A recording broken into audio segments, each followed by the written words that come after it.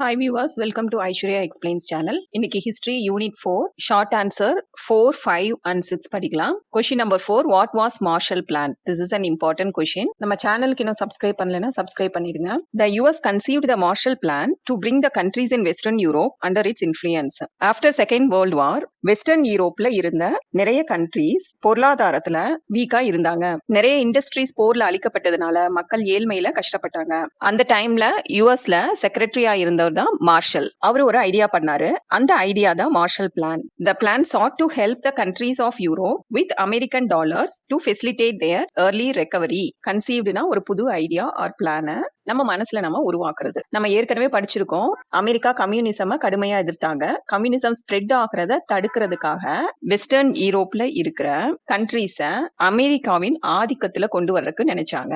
The plan sought to help the countries of Europe with American dollars to facilitate their early recovery from the destruction caused by the Second World War. Second world வார்னால ஏற்பட்ட டேமேஜ்ல இருந்து மீள்வதற்காக American dollars கொடுத்து உதவி செய்வது இந்த திட்டத்தின் நோக்கமாக இருந்தது. The plan sought to help-னா உதவுவது இந்த திட்டத்தின் நோக்கமாக இருந்தது. Answer briefly 5. Write a note on third world countries. This is also an important question. The capitalist countries led by the US were politically designated as the first world, while the communist states led by the Soviet Union came to be known as the second world. States outside these two were called third world. Second world வார்க்கு அப்புறம் அரசியல் மற்றும் பொருளாதார கொள்கைகளின் அடிப்படையில் உலக நாடுகள் 3 பிரிவுகளாக பார்க்கப்பட்டன.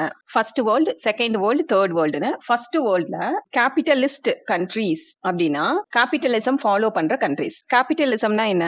கேபிட்டலிசம்னா முதலாளித்துவம். ஒரு தனி நபர் தன்னுடைய பணத்தை முதலீடு செய்து ஒரு கம்பெனி, பிரைவேட் கம்பெனி ஆரம்பித்து அதில் தயாரித்த பொருட்களை விற்று வரும் லாபத்தை அவரே வைத்துக் கொள்வது. அதுதான் கேபிட்டலிசம். இந்த முதலாளித்துவ கொள்கையை அமெரிக்காவின் தலைமையில ஃபாலோ பண்ணின கண்ட்ரீஸ் ஃபர்ஸ்ட் வேர்ல்ட் என்று அழைக்கப்பட்டன. Example Britain and France. The communist states led by the Soviet Union came known as second world. கம்யூனிசம்னா என்னன்னு யூனிட் 3 டீடைல் 1ல எக்ஸ்பிளைன் பண்ணிருக்கேன். இந்த வீடியோ எண்ட்ல அந்த வீடியோக்கான லிங்க் கொடுக்குறேன். டிஸ்கிரிப்ஷன்லயும் லிங்க் இருக்கும், அதை ரெஃபர் பண்ணிக்கோங்க. கம்யூனிசம் கொள்கையை சப்போர்ட் பண்ணின கண்ட்ரீஸ் சோவியத் யூனியன் தலைமையின் கீழ் இருந்தாங்க. These countries were called as second world. Example eastern யூரோப்ல இருந்த கண்ட்ரீஸ். இந்த ரெண்டு குரூப்லயும் இல்லாத கண்ட்ரீஸ தேர்ட் வேர்ல்டுன்னு சொன்னாங்க. Example Asia, Africa. Answer briefly question number 6. How was the Cuban Missile Crisis diffused? மிசைல்ஸ்னா ஏவுகணை, டிஃப்யூஸ்ட்னா தணிக்கப்பட்டது. கியூபாவுல ஏவுகணை நெருக்கடி எவ்வாறு தணிக்கப்பட்டது? 1961ல கியூபாவினுடைய தலைவராக ஃபிடல் காஸ்ட்ரோ இருந்தார். அமெரிக்கா ஃபிடல் காஸ்ட்ரோவை பதவியிலிருந்து ரிமூவ் பண்ணணும்னு நினைச்சாங்க. அதுக்காக அமெரிக்கா 2 விஷயங்களை செஞ்சாங்க. அவங்க பண்ண 2 விஷயத்துல one action was related to Cuban exiles and another was related to Cuban airfields. Cuban exiles-னா யாரு? காஸ்ட்ரோவின் ஆட்சியை எதிர்த்து கியூபாவை விட்டு வெளியேறி வேறு நாடுகளில் வாழ்ந்த கியூபாவை சேர்ந்தவர்கள். அவர்களை தான் கியூபன் எக்ஸைல்ஸ்னு சொல்றோம். 1961 ஏப்ரல்ல அமெரிக்கா இந்த கியூபன் எக்ஸைல்ஸ் அவங்கள ஆர்கனைஸ் பண்ணி ஃபைட் பண்றதுக்கு ட்ரைனிங் கொடுத்து அவர்களை கியூபாவில் உள்ள பே ஆஃப் பிக் என்கிற ஐலாண்ட்ல அசம்பிள் பண்ண வச்சாங்க. அது மட்டும் இல்லாம கியூபன் ஆர்மியை வீக்கன் பண்றதுக்காக அமெரிக்கா கியூபன் ஏர்ஃபீல்ட்ஸ், அதாவது கியூபாவின் விமான தளங்களை குண்டு வீசி தாக்கியது. US warships surrounded Cuba. அமெரிக்க போர்க்கப்பல்கள் கியூபாவை சுற்றி நிறுத்தி வைக்கப்பட்டன. The Kennedy government had received intelligence that the USSR was secretly installing nuclear missiles in Cuba. Kennedy government என்ன?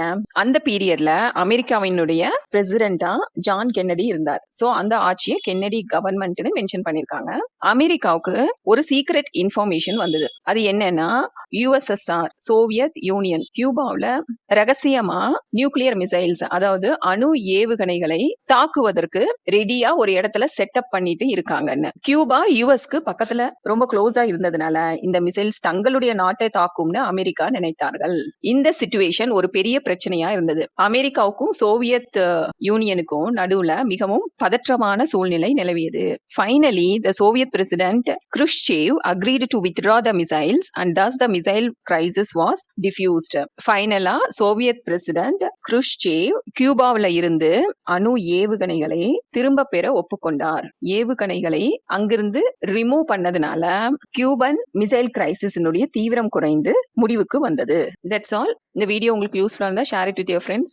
Give a thumbs up. Click on subscribe for more videos. Thank you.